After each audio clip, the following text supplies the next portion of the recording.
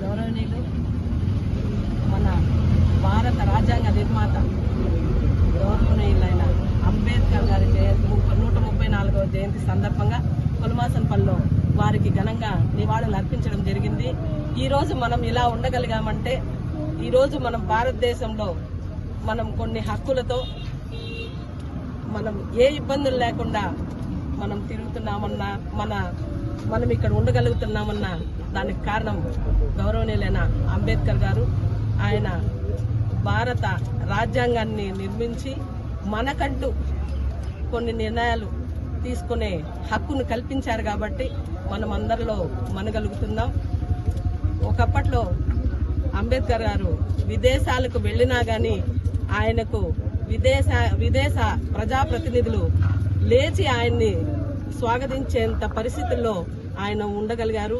అలాంటి గౌరవనీయులకి మహనీయులకి ఈరోజు నివాళులు అర్పించడం మా సంతోషకరంగా భావిస్తున్నాం.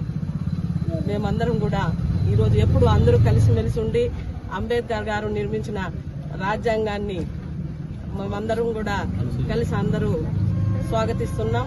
అందరం కలిసిమెలిసి ఉంటామని కూడా చెప్తున్నాం.